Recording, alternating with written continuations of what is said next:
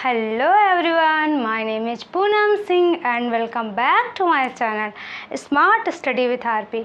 So friends, जैसे हम लोगों का टॉपिक चल रहा था सर्कुलेटरी सिस्टम यानी कि परिसंचरण तंत्र, उसके जो मेरा पिछले वीडियो था ना उसमें इस सर्कुलेटरी सिस्टम से रिलेटेड मैंने ओवरव्यू बताया था और ओवरव्यू बता रही थी जब मैं, तो एक बार तो मैंने पूरा बता दिया था। उसके बाद जब मैं रिकॉल करा रही थी तो वीडियो ना पूरा कंप्लीट नहीं हो पाया था। उसका रीज़न ये था कि लाइट चली गई थी।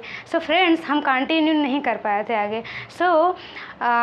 आगे का देखते हैं जो नहीं कर पाए थे। वैसे देखा जाए तो वीडियो कंप्लीट था, आप एक बार फिर से उसको देख लीजिएगा, दोबारा देख लीजिएगा ताकि आपको अच्छे से बेसिक स्ट्रक्चर इसका पता चल जाए।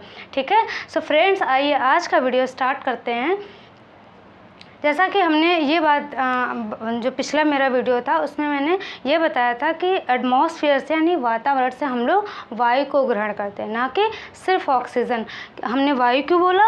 क्योंकि वायु में वायु क्या है, सारी गैसों का मिश्रण होता है। तो हम क्या एटमॉस्फेयर से सिर्फ वायु को छांटते हैं? ऐसा तो नहीं करते हैं ना, हम तो पूरी की पूरी वायु लेते हैं। तो इसका मतलब क्या हुआ, हम बाहर से सिर्फ ऑक्सीजन को ना लेकर हम गैसों के मिश्रण को लेते हैं यानी कि वायु को लेते हैं। तो देखिए आगे फ्रेंड्स, हम लोग एटमॉस्फेयर से क्या लेते हैं? एयर।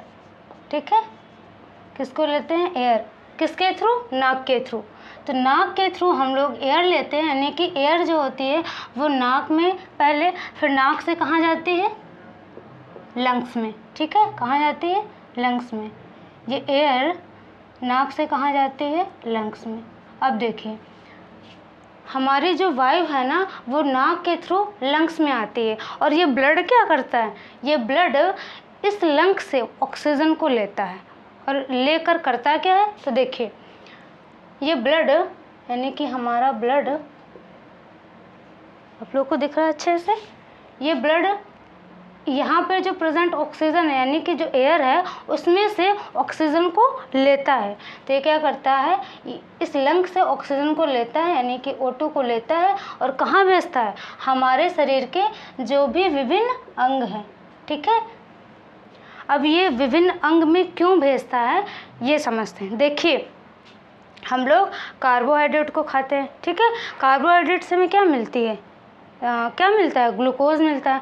तो जो कार्बोहाइड्रेट हम लोग खाते हैं और उससे जो ग्लूकोज प्राप्त होता है वो ग्लूकोज हमारे शरीर के जो भी विभिन्न कोशिकाएं होती है वहाँ पे क्या होता है? स्टोर होता है, इकट्ठा होता है। अब देखिए जो ये ऑक्सीजन ब्लड के थ्रू विभिन्न अंग में आया ना, ये करेगा क्या? विभिन्न अंग में, अब जब ये विभिन्न अंग में आया तो यहाँ पे क्या स्टोर होगा?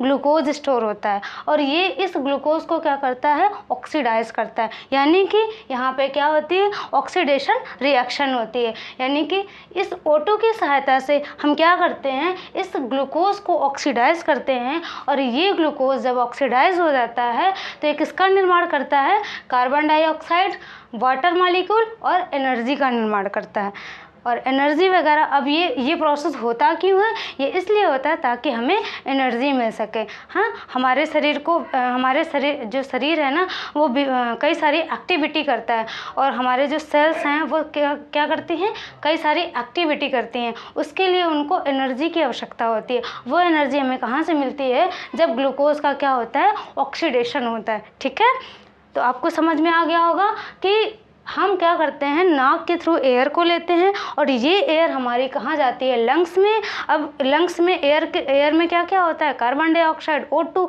और भी गैसें होती हैं। अब ये ब्लड क्या करता है? ये ब्लड इस लंग से ऑक्सीजन को लेता है और कहाँ पहुँचाता है? हमारे विभिन्न अंग में पहुँचाता है। हमारे विभिन्न अंग जो होते हैं वहाँ पे क्या? ग्लूकोज स्टोर होता है और ये ऑक्सीजन यानी इस ऑक्सीजन की सहायता से हम क्या करते हैं? इस ग्लूकोज को ऑक्सीडाइज करते हैं। जब ये ग्लूकोज ऑक्सीडाइज हो जाता है यानी कि ऑक्सीकृत हो जाता है तब किसका निर्माण करता है? कार्बन डाइऑक्साइड, वाटर मॉलिक्यूल और एनर्जी, जिसमें जो ये कार्बन डाइऑक्साइड है ना, हम फिर ये जो कार्बन डाइऑक्साइड बनती है ना, ये क्या होती है? ये ब्लड फिर से इसे कहाँ पहुँचाता है, लंग्स में। ठीक है, ये कार्बन डाइऑक्साइड इस ब्लड के थ्रू कहाँ पहुँचती है, लंग्स में। ठीक है, और ये लंग्स क्या करता है, नाक के थ्रू बाहर कर देता है। ठीक है, इस प्रकार क्या होता है कि जो ऑक्सीजन है उसको हम लोग क्या करते हैं, लंग्स से लेते हैं। यानी ब्लड क्या करता है, ऑक्सीजन को लंग्स से लेकर हमारे शरीर के विभिन्न अंगों में पहुंचाता है। और विभिन्न अंग में क्या है, हमारे शरीर में कई सारी सेल्स प्रेजेंट होती हैं। उन सेल्स में क्या होता है, ग्लूकोज स्टोर होता है और ये ऑक्सीजन इसको ऑक्सीडाइज कर देता है, जिससे किसका निर्माण होता है, CO2 H2O एनर्जी का निर्माण होता है, जिसमें इनका यूज़ कर लेते हैं। और जो CO2 है वो एक प्रकार का क्या है, वेस्ट पदार्थ है। CO2 मतलब कार्बन डाइऑक्साइड, ये एक प्रकार का क्या है, उत्सर्जी पदार्थ है। तो ज़रूरी है, ये हमारे लिए हानिकारक है, तो ज़रूरी है कि ये हमारे शरीर से बाहर निकले।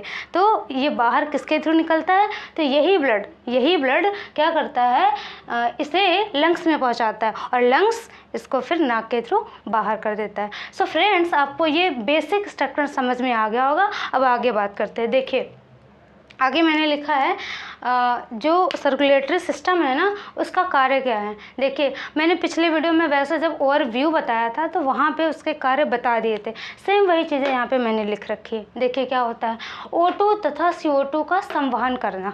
ठीक है, यानी कि जो सर्कुलेटरी सिस्टम है हमारा, यानी परिसंचरण तंत्र, इसका कार्य क्या है, ये O2 ऑक्सीजन एंड CO2 यानी कार्बन डाइऑक्साइड का संवहन करना, यानी क्या करता है, जहाँ पे ज़रूरत होती है वहाँ पे पहुँचाता है। ठीक है, उसके बाद दूसरी बात करें, दूसरा पॉइंट इसमें क्या है, पोषक पदार्थों का संवहन करना। पिछले वीडियो में हमने पढ़ा था O2 CO2 पोषक पदार्थ, हार्मोन, जो भी उत्सर्जी पदार्थ हैं, सबका ये क्या करता है, संवहन करता है। तो वही चीज़, सारी चीज़ें, उत्सर्जी पदार्थ का संवहन करना, हार्मोन्स का संवहन करना, ये सारे काम होते हैं किसके, परिसंचरण तंत्र के। ठीक है, अब जो परिसंचरण तंत्र है उसके अंग क्या हैं, क्या हैं, यानी कि जो सर्कुलेटरी सिस्टम बना है पूरा, एक नेट है, वो किस चीज़ का समूह है, उसमें कई सारे अंगों का समूह है। तो वो अंग कौन कौन से हैं, देखिए पहला आता है ब्लड, ठीक है, जिसे रुधिर बोलते हैं हिंदी में।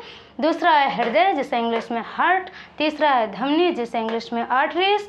एंड चौथा है सिरा, जिसे इंग्लिश में वेन्स। पांचवा है लसका, जिसे इंग्लिश में लिम्स बोलते हैं। ठीक है, लिम्स। सो फ्रेंड्स, अब क्या मुख्य कार्य होते हैं ये समझ में आ गया होगा, और इसके कौन कौन से अंग होते हैं, यानी कि परिसंचरण तंत्र में कौन कौन से अंग पार्टिसिपेट करते हैं, तो वो ये सारे अंग हैं। ठीक है, और यही सारे अंग आपस में मिलकर एक समूह का निर्माण करते हैं, और वो समूह एक सिस्टम का निर्माण करता है, और वो सिस्टम क्या कहलाता है, परिसंचरण तंत्र कहलाता है। ठीक है, आइए फ्रेंड आगे बात करते हैं। इसमें सबसे पहला जो अंग है वो ब्लड, ठीक है, उसके बारे में बात करते हैं। देखिए ब्लड को हिंदी में क्या बोलते हैं, रुधिर। अब देखिए स्टडी ऑफ ब्लड, ठीक है, पहला पॉइंट इसमें क्या है, स्टडी ऑफ ब्लड, यानी कि ब्लड का अध्ययन क्या कहलाता है, तो ब्लड का अध्ययन कहलाता है हिमेटोलॉजी। ठीक है, क्या कहलाता है, हिमेटोलॉजी। अब देखिए हिमेटोलॉजी रटने से बेटर है, इसको एक बार जो ये वर्ड है ना उसको तोड़ के देखते हैं। देखिए हिमेटोलॉजी दो शब्दों से मिलकर बना है। पहला क्या है, हीम, क्या है पहला, हीम, जिसका मतलब क्या होता है, ब्लड, एंड लॉजी। ठीक है, लॉजी जो वर्ड है ना, हिमेटोलॉजी, यानी कि पहला है हीम, जिसका मतलब होता है ब्लड, और दूसरा है इसमें लॉजी, यानी कि लॉगस। लॉगस का मतलब क्या है, टू स्टडी। जैसा कि हमने जब सबसे पहले सिलेबस के बारे में बात किया था ना, तो बायोलॉजी को तोड़ के बताया था, बायो प्लस लॉगस शब्द से मिलकर बना है। सेम वैसे ही यहाँ पर हिमेटोलॉजी जो है हीम प्लस लॉगस शब्द से मिलकर बना है। हीम का मतलब होता है ब्लड और लॉगस का मतलब होता है टू स्टडी, मतलब अध्ययन करना। ठीक है, तो इस प्रकार ये क्या हुआ, यानी कि रुधिर का अध्ययन करना। ठीक है, तो रुधिर का अध्ययन करना क्या कहलाता है, हिमेटोलॉजी कहलाता है। नेक्स्ट पॉइंट देखते हैं। जो दूसरा पॉइंट है वो है रुधिर तरल संयोजी ऊतक है। ये इम्पॉर्टेंट है, या पूछा जाता है कि रुधिर किस प्रकार का ऊतक है, तो तरल संयोजी ऊतक है। अब ये हमने इंग्लिश में लिखा है फ्लूइड कनेक्टिव टिश्यू। देखिए फ्लूइड का मतलब क्या होता है, जो पानी के जैसा हो। ठीक है, यानी कि तरल अवस्था, और कनेक्टिव का मतलब क्या होता है, जोड़ने वाला, और टिश्यू का मतलब ऊतक होता है, यानी वो ऊतक जो एक किसको जोड़ता हो, तरल को जोड़ता हो, ठीक है। वो ऊतक जो एक तरल को जोड़ता हो वो क्या कहलाता है, तरल संयोजी ऊतक कहलाता है। और वो ऊतक है कौन सा, वो है हमारा ब्लड, ठीक है। अब आगे बात करते हैं, जो दूसरा पॉइंट है, रुधिर की उत्पत्ति किससे हुई है, ठीक है। रुधिर की उत्पत्ति किससे हुई थी, मेसोडर्म से हुई। अब देखिए ये मेसोडर्म जो है वो नया वर्ड आपको लग रहा होगा, तो समझते हैं मेसोडर्म क्या है, ठीक है। मैंने बताया कि रुधिर की उत्पत्ति किससे होती है, मेसोडर्म से होती है। मेसोडर्म एक प्रकार की क्या है, जर्म लेयर है। अब समझते हैं मेसोडर्म क्या होता है। देखिए फ्रेंड्स, आपको पता होगा कि हम लोगों के अंदर क्या है, यानी हम ह्यूमन में जो गुणसूत्रों की संख्या होती है, यानी कि क्रोमोसोम जिसको इंग्लिश में बोलते हैं, क्रोमोसोम की जो संख्या होती है वो 23 जोड़ी होती है। 23 जोड़ी का मतलब पेयर में होती है। अगर हम 23 जोड़ी को टोटल की बात करें तो कितनी, 46, यानी कि हमारे मानव के अंदर अगर जोड़ी में बात करी जाए तो 23 जोड़ी गुणसूत्रों की संख्या होती है, लेकिन अगर टोटल की बात करी जाए तो कितनी है, 46 है। अब ये चीज़ आपको शायद पहले से ही पता होगा क्योंकि काफ़ी टाइम से पढ़ रहे होंगे, तो ये चीज़ तो ज़रूर ही पढ़ी होगी। देखिए यहाँ पे मैंने लिखा पिता और यहाँ लिखा मैंने माता, क्यों लिखा वो आगे आपको समझ में आएगा। देखिए पिता में, यानी कि हमने बताया कि ह्यूमन में 23 जोड़ी गुणसूत्रों की संख्या होती है। 23 जोड़ी का मतलब 46, तो यानी पिता में कितने गुणसूत्र हुए, 46, और माता में 46, ठीक है। अब देखिए पिता से मेल गैमेट जो होता है, यानी कि जो अब पिता हो चाहे माता हो वो बात अलग है, लेकिन हम अगर मेल एंड फीमेल से हम इसको कोरिलेट करके पढ़ाएं तो जो मेल गैमेट होता है ना वो क्या होता है, शुक्राणु होता है। तो ये क्या है, शुक्राणु एक प्रकार का क्या है, ये क्या है, मेल गैमेट, हिंदी में लिख देते हैं। अच्छा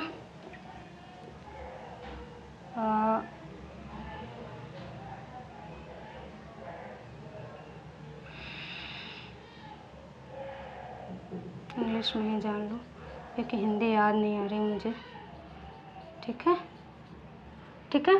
तो जो अच्छा हिंदी में इसको मैं बताऊं, मेल गैमेट को क्या बोलते हैं, हिंदी में इसको बोलते हैं युग्मक, यानी कि जो मेल का जो युग्मक होता है वो क्या होता है, मेल तो समझ ही रहे होंगे, तो मेल का जो युग्मक होता है वो होता है शुक्राणु, ठीक है, जिसको इंग्लिश में बोलते हैं स्पर्म। और जो फीमेल का होता है, ठीक है, जो पुरुष, हाँ ठीक है, जो पुरुष का वो युग्मक होता है उसको क्या बोलेंगे, शुक्राणु बोलेंगे।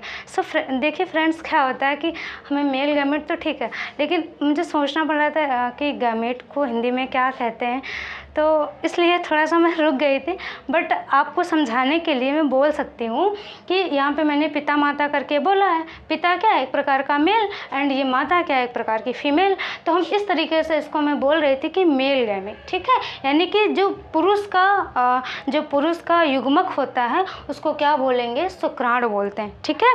और जो फीमेल यानी माता की बात करी जाए तो उससे जो युग्मक प्राप्त होता है उसको क्या बोलते हैं, अंडाणु बोलते हैं। इंग्लिश में बात करें तो स्पर्म एंड ओवम बोलते हैं। देखिए फ्रेंड, पिता में कितने गुणसूत्रों की संख्या होती है, 46, माता में भी 46 होती है, लेकिन इनके गुणसूत्रों की संख्या की अगर बात करी जाए तो इनकी संख्या आधी हो जाती है। और ये जो संख्या आधी हो जाती है इसको क्या बोलते हैं, हैप्लॉइड बोलते हैं। पूछा जाता है कि जो शुक्राणु होते हैं, यानी शुक्राणुओं में गुणसूत्रों की संख्या कितनी होती है, तो वो होती है 23, ठीक है।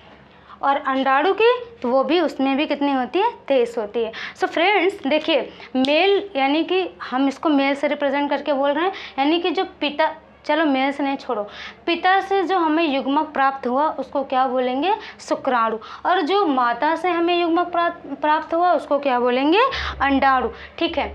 अब ये शुक्राणु और अंडाणु, ठीक है, इनका जब क्या होता है, फर्टिलाइजेशन होता है, मतलब निषेचन होता है। आपको दिख रहा है अच्छे से, निषेचन, ठीक है, यानी कि फर्टिलाइजेशन।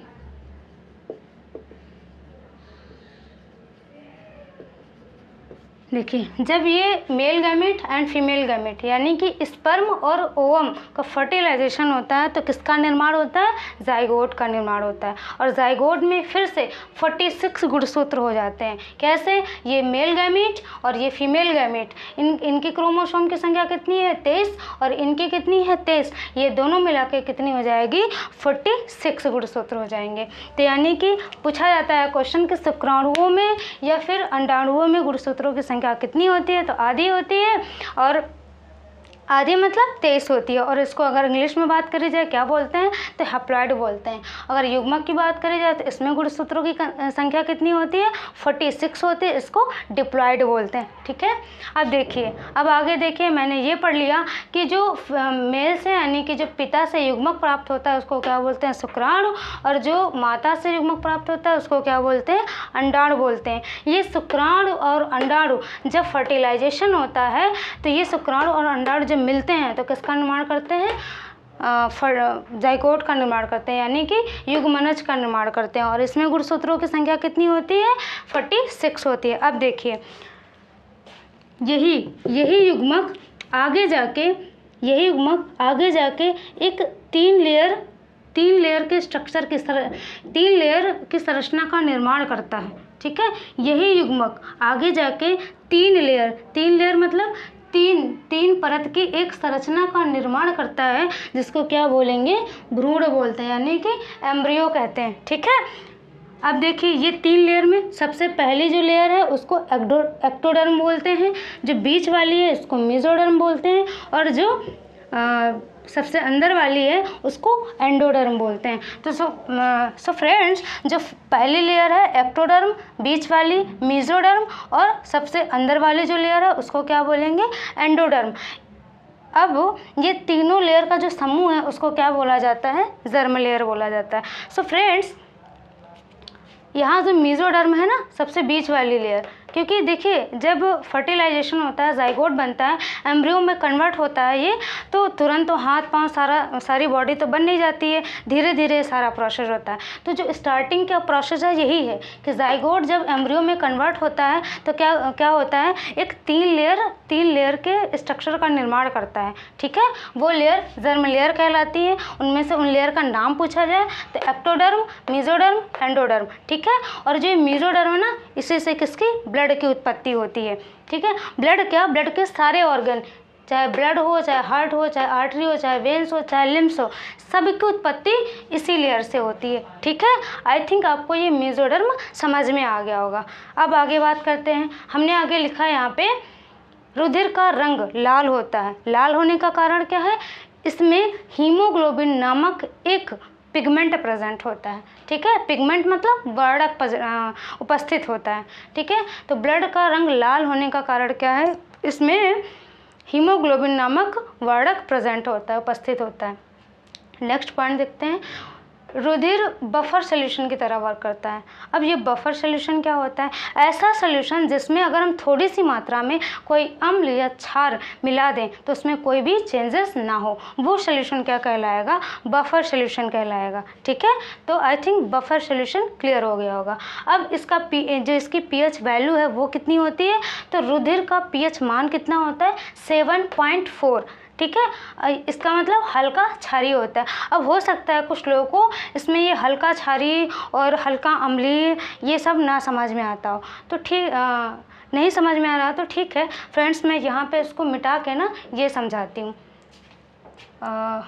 इसको मिटाऊँ क्या? अभी मैं रिवाइज कराऊँगी। देखिए यहाँ पे समझ लीजिए आप, देखिए पीएच वैल्यू,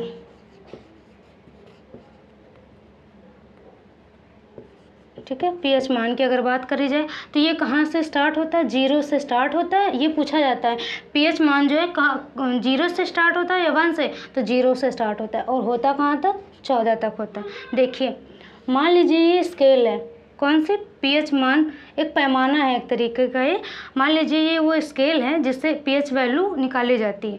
तो बीच में क्या होता है? 7, और ये हो गया 0 से स्टार्ट करेंगे और यहाँ 14। देखिए जो 7 है ना, अगर किसी भी सॉल्यूशन की या किसी भी कोई भी सॉल्यूशन है, अगर उसकी जो वैल्यू 7 है तो उसका मतलब क्या हुआ, ना ही वो एसिड है और ना ही वो बेस है। ठीक है, अब आगे बात करते हैं यहाँ पे 1 2 3 4 5 6 8 9 10 11 12 13। देखिए अगर यहाँ पर कोई भी सॉल्यूशन हो, अगर इसकी उस सॉल्यूशन की जो वैल्यू है अगर वो क्या हो 7 हो तो वो क्या कहलाएगा, ना ही वो एसिड है और ना ही वो बेस है। अब देखिए यदि कोई सॉल्यूशन है जिसकी वैल्यू इधर की तरफ बढ़ रही, इधर क्या होता है एसिड, ठीक है, और ये बेस को रिप्रेजेंट करता है। अब आगे देखते हैं। देखिए अगर 7 से इधर साइड, ठीक है, वैल्यू अगर बढ़ती है तो जितना ज़्यादा बढ़ेगी उतना ज़्यादा वो क्या कहलाएगा, एसिडिक कहलाएगा, यानी कि उसकी अम्लता उतनी ज़्यादा बढ़ेगी। ठीक है, यहाँ जैसे 7 से इधर आया तो थोड़ी कम रहेगी, उससे आगे तो ज़्यादा, फिर और ज़्यादा और ज़्यादा, फिर अगर यहाँ तक आ गया इसकी वैल्यू यानी 1 हो गई, 2 हो गई, तो वो क्या कहलाएगा, प्रबल अम्ल कहलाएगा। ठीक है, यानी कि उसकी एसिडिटी यानी अम्लता बहुत ज़्यादा होगी। अब आगे बात करते हैं, इधर क्या होता है, यानी 7 के बाद की वैल्यू और 7 के पहले की वैल्यू एसिड को दिखाती है, यानी एसिडिटी को दिखाती है, और 7 के बाद की जो वैल्यू होती है वो बेस को दिखाती है। अब देखते हैं, या बेसिसिटी बोल सकते हैं। तो देखिए अब 7 के बाद अगर मान लो 7 के बाद इधर, ठीक है, पहले मान लो इतना है तो वो होगा क्षारीय होगा लेकिन कम होगा, आगे और बढ़ा तो और क्षारीयता हो जाएगी उसकी, और आगे बढ़ा तो और ज़्यादा, और अगर कोई भी सॉल्यूशन अगर उसकी वैल्यू 14 हो जाती है तो वो क्या कहलाएगा, प्रबल क्षार कहलाएगा। यानी कि इस 7 से इधर यानी कि 7 के आगे बढ़ने पे वो क्षारीयता बढ़ती है। ठीक है, वो ज़्यादा क्षार होता है वो सॉल्यूशन। और इधर की बात करें, इधर आगे अगर इधर बढ़ते हैं यानी कि 7 के पहले तो क्या होता है, उसकी अम्लता बढ़ती है। तो आई थिंक आपको ये समझ में आ गया होगा। अब इसकी बात करते हैं, यहाँ पे क्या मैंने हल्का क्षारीय क्यों बोला, देखिए 7.4 है, हमने क्या बताया इसकी वैल्यू कितनी है 7.4। अब देखिए हमने क्या बताया कि जैसे जैसे हम आगे बढ़ते हैं तो क्या होती है कि उसकी क्षारीयता बढ़ती जाती है, उस सॉल्यूशन की क्षारीयता बढ़ती जाती है। लेकिन यहाँ पे क्या हुआ, यहाँ क्या है 7.4, यानी कि यहाँ पे 8 है और 7 यहाँ पे है, तो बीच में यहाँ कहीं 4 होगा, तो 7.4 है, इसका मतलब क्या हुआ, क्षार तो है लेकिन हल्का है। ठीक है, तो आई थिंक ये समझ में आ गया होगा कि जो ये हल्का क्षारीय होने का मतलब क्या है। देखिए इसकी वैल्यू 0 से 14 तक होती है। जिस सॉल्यूशन की वैल्यू 7 होती है वो ना एसिड होता है ना ही बेस होता है। ठीक है, अगर 7 के पहले 1 2 3 इसकी बात करी जाए, ऐसे बढ़ती है, ठीक है, ऐसे अगर कि 7 से पहले अगर बात करी जाए, जैसे जैसे इसकी वैल्यू बढ़ती जाएगी उसकी एसिडिटी क्या होगी, बढ़ती जाएगी, उस सॉल्यूशन की एसिडिटी यानी अम्लता बढ़ती जाएगी। वो क्या कहलाएगा, अगर मान लो यहाँ पे 1 हो गई किसी की तो वो प्रबल अम्ल कहलाएगा। वैसे ही अगर 7 के बाद 8 9 10 11 12 14 तक, ठीक है, अगर किसी भी सॉल्यूशन जैसे जैसे बढ़ते जाएंगे तो क्या होगा, क्षारीयता बढ़ती जाएगी उस सॉल्यूशन की। और किसी भी सॉल्यूशन की अगर वैल्यू 14 है तो वो प्रबल क्षार कहलाएगा। अगर 7 के आसपास है यानी 7.4 5 6 5 8 ऐसे करके अगर है तो वो क्या कहलाएगा, क्षारीय तो है लेकिन क्या कहेंगे, हल्का। इस वजह से हमने यहाँ पे जो ब्लड का pH मान है 7.4 लिखा, उसके बाद यहाँ लिखा है हल्का क्षारीय। आई थिंक आपको ये हल्का क्षारीय समझ में आ गया होगा। सो फ्रेंड्स नेक्स्ट पॉइंट बात करते हैं, इसमें क्या है, देखिए अगला पॉइंट है रुधिर का आयतन कितना होता है, 5 से 6 लीटर होता है। कितना होता है, 5 से 6 लीटर औसतन। अब ये टोटल ये बॉडी वेट के थ्रू होता है, टोटल बॉडी वेट का कितना होता है 7% ब्लड होना चाहिए। ठीक है, अब आगे बात करते हैं इसका टेस्ट कैसा होता है। तो इसका टेस्ट जो होता है वो नमकीन होता है। ब्लड का टेस्ट कैसा होता है, नमकीन होता है, और हाँ ये ना जल से भारी होता है। अब आगे जो पॉइंट है उसमें मैंने लिखा है धमनी, यहाँ पीबी का मतलब क्या होता है, धमनियों में, पीबी मतलब प्योर ब्लड। ठीक है, तो धमनियों में कैसा ब्लड बहता है, यानी कैसा रुधिर बहता है, प्योर ब्लड बहता है। प्योर ब्लड मतलब अगर हिंदी में बात करें इसको तो ये शुद्ध रुधिर बहता है। ठीक है, शुद्ध रुधिर का मतलब क्या होता है? वो ब्लड जिसमें ऑक्सीजन प्रेजेंट हो। ठीक है, वो ब्लड जिसमें ऑक्सीजन प्रेजेंट हो वो क्या कहलाएगा? सिर्फ ऑक्सीजन प्रेजेंट हो वो कहलाता है शुद्ध रुधिर। और शुद्ध रुधिर जो होता है वो हल्का लाल होता है। क्यों? क्योंकि उसमें ऑक्सीजन की मात्रा ज़्यादा होती है। ठीक है, और सिरा की बात करें तो हमने सिरा को इंग्लिश में क्या बताया था? वेंस कहते हैं। और यहाँ पे मैंने लिखा है IB।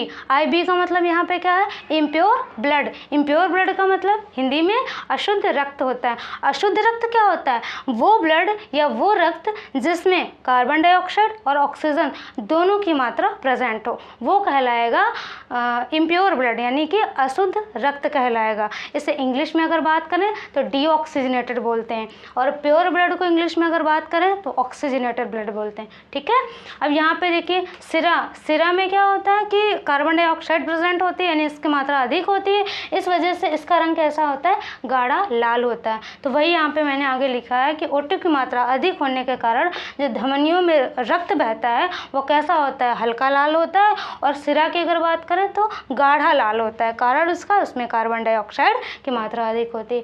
सो फ्रेंड्स, ये ब्लड से रिलेटेड कुछ पॉइंट थे।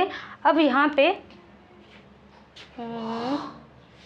एक बार और रिकॉल कर लेते हैं तो ज़्यादा बेटर रहेगा, फिर आगे समझ में आएगा। देखिए, हम लोग वातावरण से एयर को लेते हैं। एयर हमारी कहाँ जाती है? लंग्स में जाती है। और ये ब्लड क्या करता है? इस लंग्स से ऑक्सीजन को लेकर हमारे विभिन्न अंगों में पहुँचाता है। विभिन्न अंगों में क्या होता है?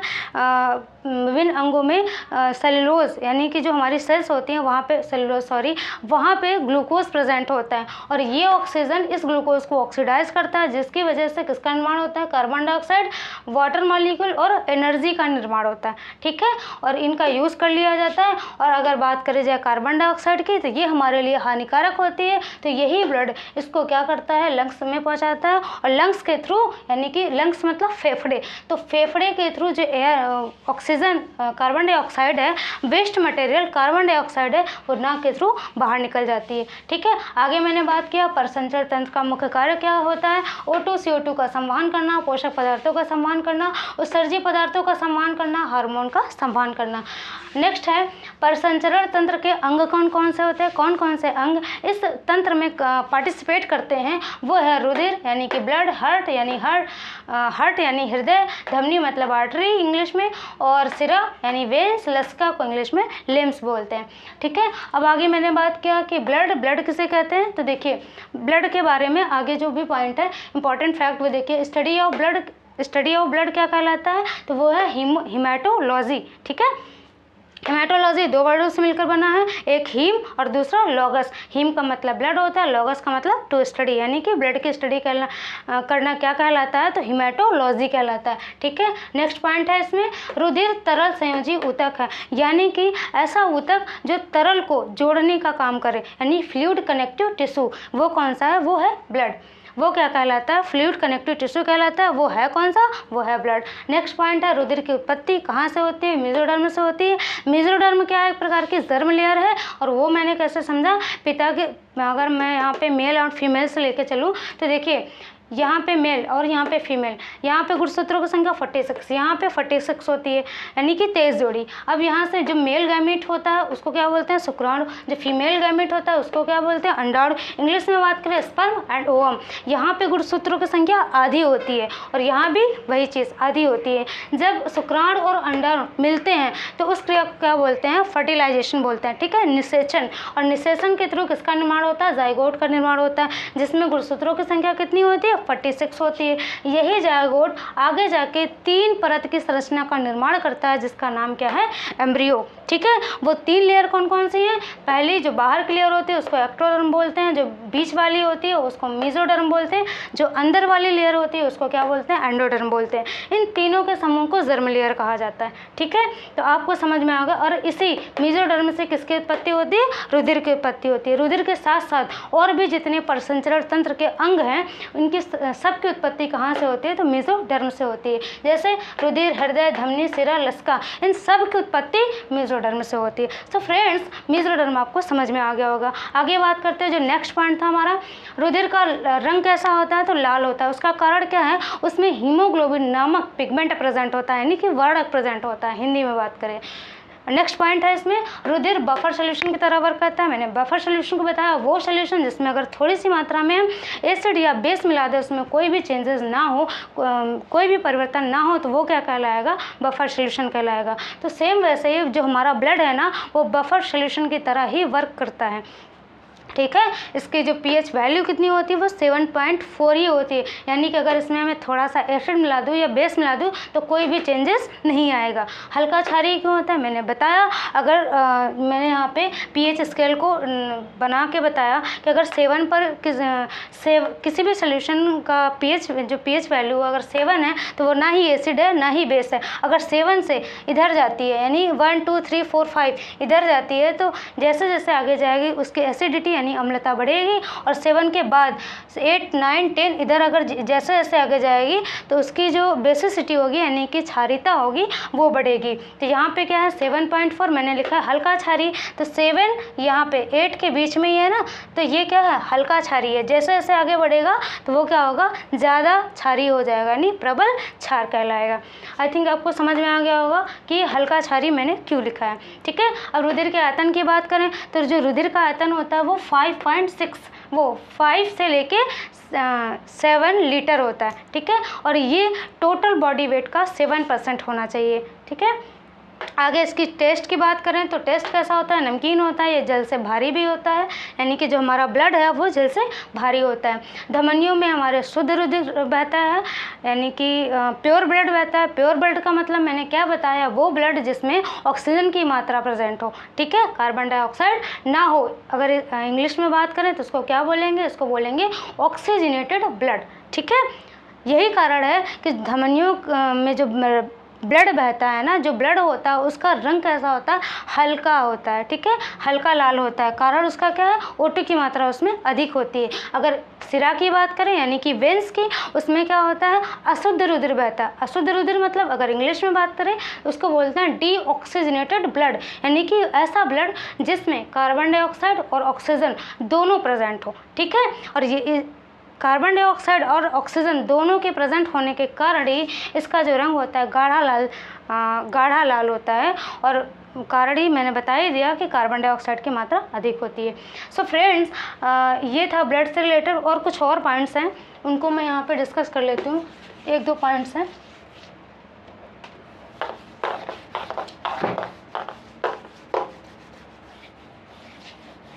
देखिए,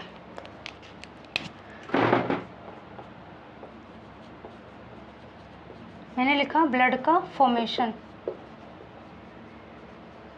ठीक है। देखिए ब्लड का फॉर्मेशन कहाँ होता है, देखिए जो ब्लड का फॉर्मेशन है यानी कि ब्लड का निर्माण क्या कहलाता है, तो ब्लड का निर्माण कहलाता है हीमोपोइसिस। क्या कहलाता है, हीमोपोइसिस, ठीक है।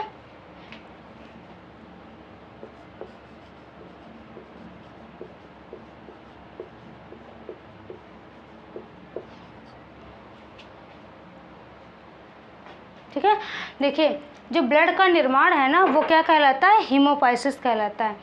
अब यहाँ पे देखिए जो हीम है